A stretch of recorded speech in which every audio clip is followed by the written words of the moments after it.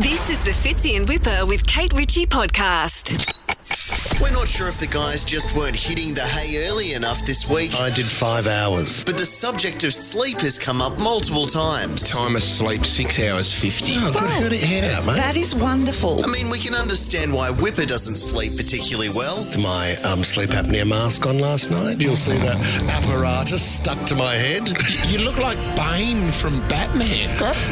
Victory has defeated you. And that's attached to like a little engine that just pumps. Do you know what you look like? You look like an elephant. But it's still better than what our other team members do. Tommy, what do you do to relax before bed? Cup of tea? Yes. Heroin? Oh my Well, we're covering all bases there. Tea and on the nod. Nothing would surprise me. What a weird end of the day, Tom. Now, that's certainly not a hobby you should pick up. But Kate Ritchie brought us a list of some of the most attractive hobbies that you can. They did a survey with women. Most attractive hobby that you want your fella to be doing is reading, foreign languages, playing an instrument, cooking, and then you get to the least attractive. Cigars, porn, marijuana, gambling, drinking, clubbing. Sounds like a great week away. Every now and then on the show, Kate Ritchie realises that she's just kind of done with whatever's happening. It happened when Hamish and Andy were in here once. It's Hamish and Andy! I was the local vet there at half-time. Team mascot was a pig. I wasn't listening to any of that stuff, Thank you. but I am sitting here imagining how great it would be if the vet had you on the trestle table sewing your lips up. Story.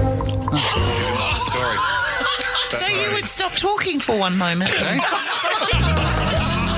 And this week, when Whipper was talking about AI for like the 15th time, it happened again. AI will play a big part in determining diagnosis and things like that. Okay. It will. Then Kate Ritchie at doesn't the know how to turn her TV on, so this conversation panics her. It doesn't panic me. I just think I'm getting to the end of my limit of the two of you this morning. So it's nothing to do with AI. Oh, gosh. I think I've had enough of today. Have you, mate? Well, go and have a rest. You've only got 5 minutes. Be quiet, Whipper. Just for a second. Yeah, well said. But we think it's healthy that she gets these emotions out on air instead of other less appropriate locations. I spent a bit of time in the car over the weekend. Crying. But we've spoken about the fact that we often pull up at our house and just sit in the car. I don't have to pull up at the house and do that. I will often do it in a car park or at traffic lights. There have been a few moments I've had a tear in the car and I've looked across and I saw somebody's looking at me thinking, is she okay? I've yelled out to you numerous times. Kate, you can come in.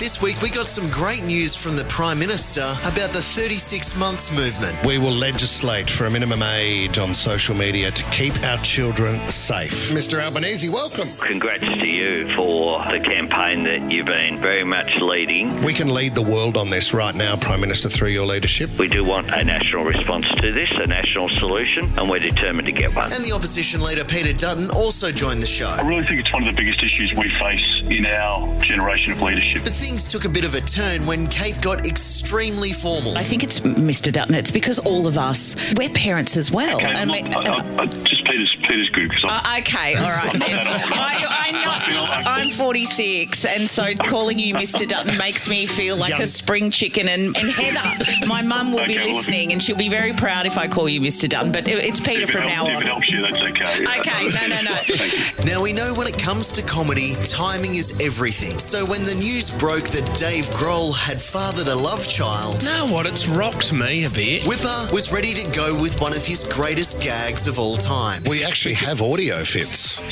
of when Dave... Oh, you stuffed up my delivery, mate. I planned that for 2 hours. But you know the saying, if the joke doesn't work the first time, just try it again. Let's do it again. Okay. You need a drone to kick this off. You're not going to believe it, guys. I have an exclusive on the Dave Grohl situation.